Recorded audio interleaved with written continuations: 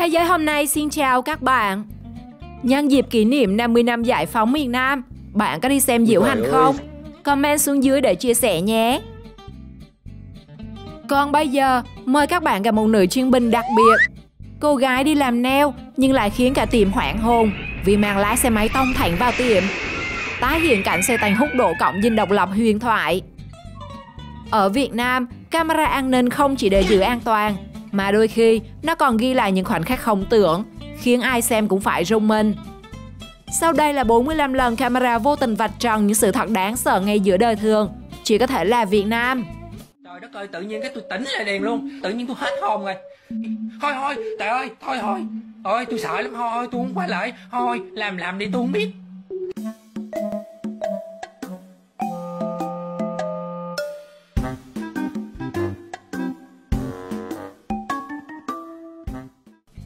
Thấy cô dâu cầm ly bia mời, thực khách nhìn thấy cái ly thì hoang mang. Kiểu này chú rể không biết ổn không? Trời ơi, không lẽ nào đây là sự thật?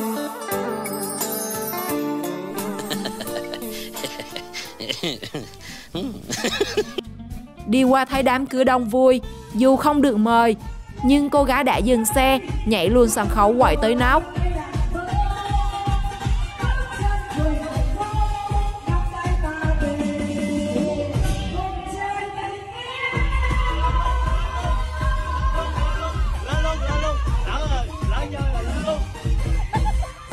Quý vị, câu chuyện ngày hôm nay xin mời tiếng hát của chị S.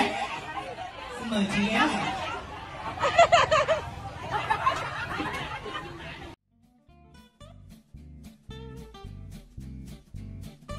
Chàng trai đứng phía sau đã có hành động đáng sợ, dù rằng bạn trai cô gái đang ở bên cạnh. Đúng là cao thủ không bằng tranh thủ.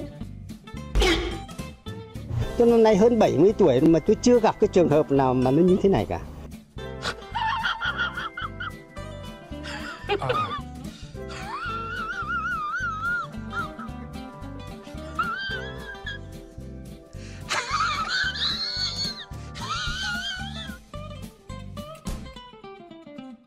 Camera một tiệm nail đã ghi lại một khoảnh khắc khiến người xem cứ ngỡ đây là dinh độc lập, chứ không phải tiệm nail.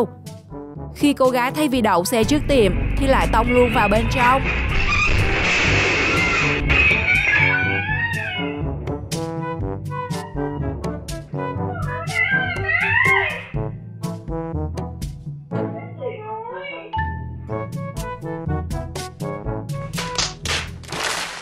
Rủ nhau đi cắm trại để chữa lành, nhưng lại vô tình gặp ngay cơn bão.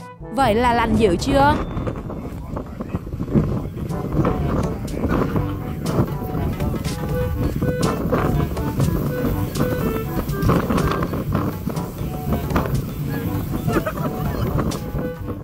Đây là cách mà một tài xế Việt Nam đổ xe.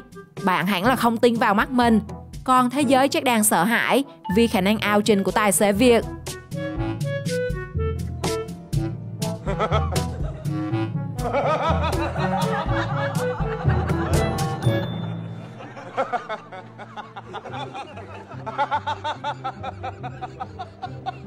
Con Nick nó có biết gì đâu, nhưng từ hình ảnh camera quay được hành động vô tâm của cậu bé thì bất kỳ người lớn nào cũng phải thốt lên đáng sợ quá. Nếu nhà có trẻ nhỏ, các bạn nên giáo dục chúng đừng đùa với lửa nhé.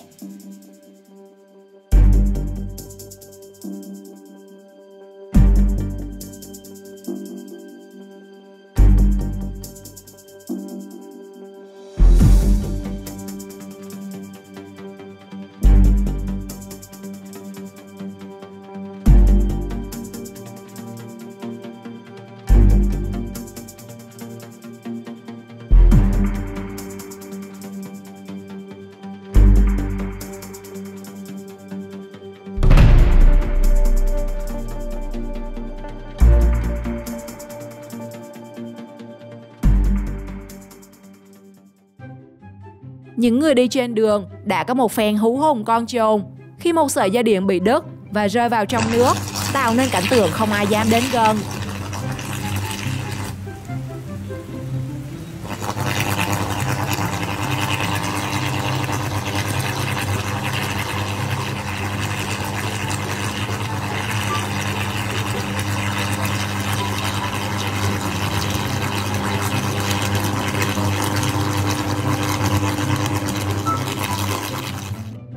Hình ảnh một chiếc xe buýt chạy trên đường, nhưng trông nó đáng sợ quá các bạn à.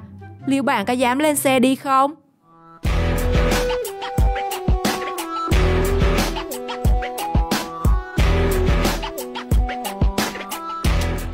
Không biết vội vàng làm gì, cô gái chẳng những va chạm vào xe máy người khác mà còn tông thêm một chiếc ô tô.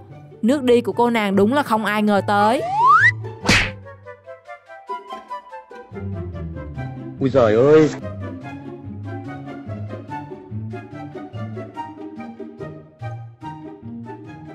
Biết Sen thích quà, boss đi chơi liền mang quà về tạo bất ngờ cho cô gái.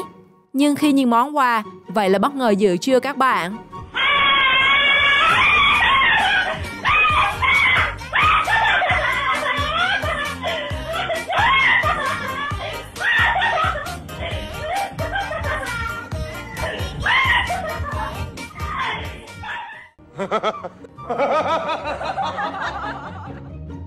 Bất kỳ nơi nào cô gái lái xe đi qua, mọi người đều phải ngước nhìn bởi cái gương chiếu hậu lạ quá các bạn à.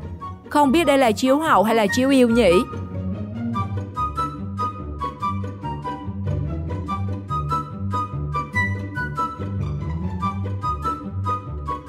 Để thu hút khách hàng tại triển lãm xe, một hãng ô tô đã nghĩ ra màn quảng cáo bá đạo, bánh cắt cho nữ nhân viên xinh đẹp nằm trên xe.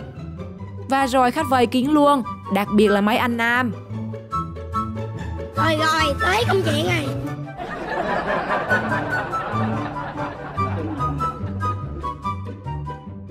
Đi karaoke Tây Viện, thanh niên ngồi thả hồn để nghe nữ tiếp viên hát. Nhưng khi cô gái cất tiếng lên thì cả phòng im phanh phách.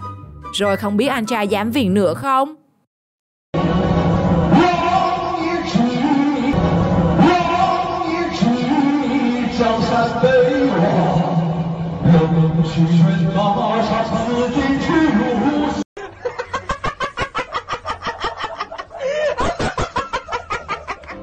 Đưa khách đến bệnh viện, có lẽ vì trời quá nóng nên thay vì đậu xe vào bãi, tài xế taxi xanh là đem xe xuống luôn hồ nước. Bệnh viện 175, trời ơi, đang lấy vé luôn. Trời tối rồi, không hiểu mấy anh làm gì mà nói đua nhau đi đông vui như thế. Kỳ lạ là trên tay mỗi người đều mang giỏ đệm, ghế ngồi, cân, dây điện. Bạn nào biết họ đi đâu, comment chia sẻ với mọi người nhé. Trời ơi, sao mà thử thách con dữ vậy? Xin phù hộ cho con đi. Con hứa sẽ không làm gì sai trái nữa.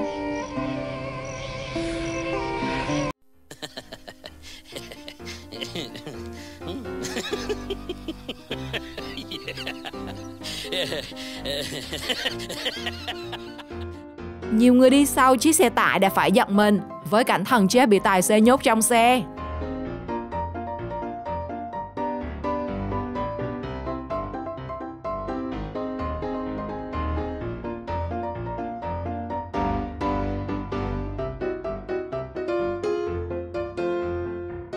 Chỉ một phút bất cẩn, anh thợ không biết phải lắp bao nhiêu cái máy lạnh mới đủ tiền để đền cho khách.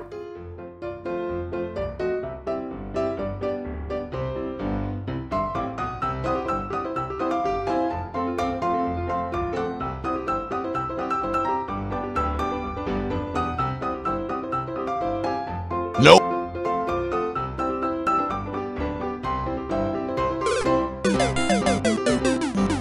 Niệm luôn rồi.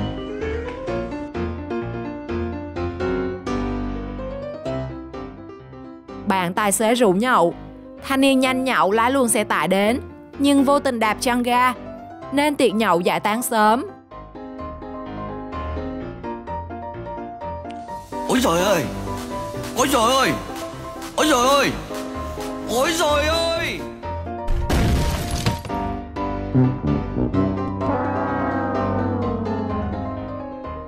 Yêu từ cái nhìn đầu tiên là có thật các bạn à. Người phụ nữ sau khi vi phạm bị cảnh sát giao thông bắt đã quyết định tán luôn anh cảnh sát bắt mình. Em ơi, em nghiêm túc đi nha. Em ơi, đây là lần đầu tiên mà tao bị bãi còng nó đặt vào tay luôn nha. Lần đầu tiên trên đời tao nhớ mãi cái ngày hôm nay, ngày 16 tháng 2 nhá. Em nhé. Chị phải hôn em từ giờ cho đến chết. Oh my god.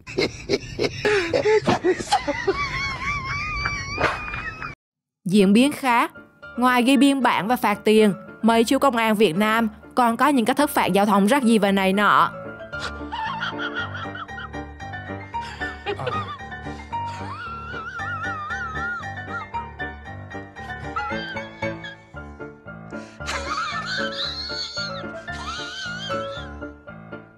Không hiểu kiểu gì mà những nhà thiết kế lại làm các trụ điện zigzag ngay trên con đường. Ý tưởng này nhằm mục đích gì đây các bạn? Thằng nào làm ra cái này? Thằng nào làm ra cái này? Anh hỏi em, thằng nào làm ra cái này? Trời ơi, thằng nào?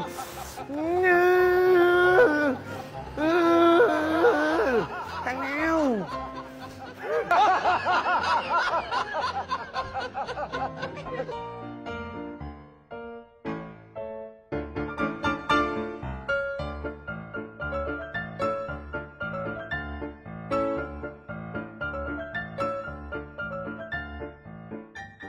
Quay clip mặc áo dài biểu diễn ngay trên đường cao tốc. Nhóm phụ nữ khiến ai cũng ngán ngẩm với cái gọi là ý thức.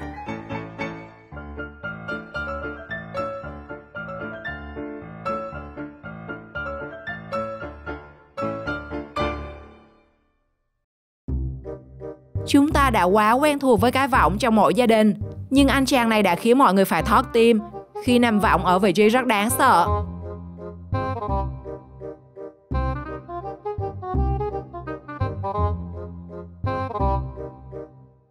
Bạn nào có thể giải thích giùm mình thế lực nào đã đưa con dê lên đứng trên dây điện như thế?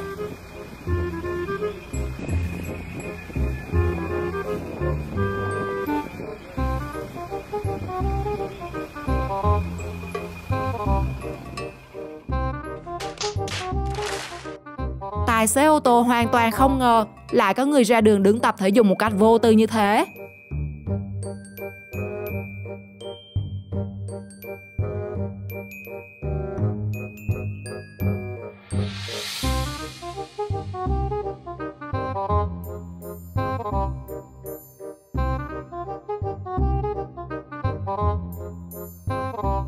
Diễn biến khác, lối đi của khu phố này cũng đã bị những người phụ nữ dùng để tập thể dục nhịp điệu. Rồi người dân đi lối nào đây các bạn?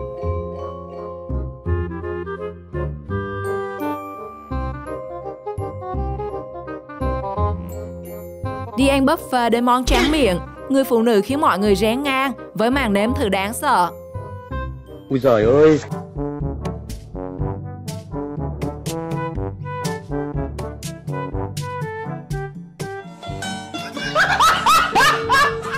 Đoạn video quay được chưa đầy 30 giây, nhưng cảnh trong cháu của người phụ nữ làm nhiều người lo lắng.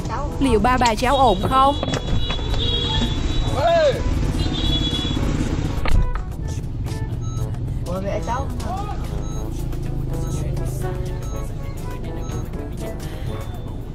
Nó ngất đó nhìn thấy được đứa nọ thì bỏ.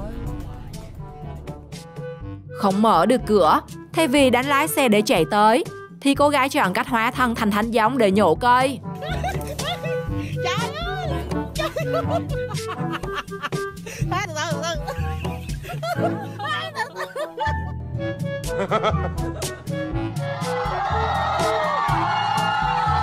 Trước sự cổ vũ của bạn bè, cậu học trò đã ôm bó hoa đi tỏ tình. Nhưng khi nhìn thấy đối tượng thì ôi giời ôi, học sinh này đáng sợ quá phải không các bạn?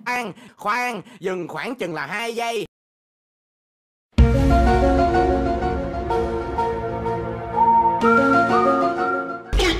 Cái gì vậy bà nội?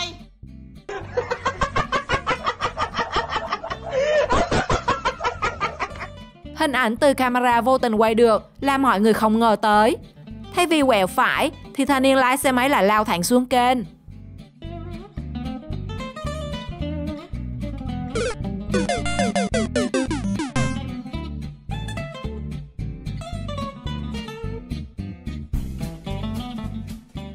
Tình huống nào trong video khiến bạn không ngờ tới và cảm thấy đáng sợ nhất? Comment câu trả lời cho mình biết nhé. Xin chào và hẹn gặp lại!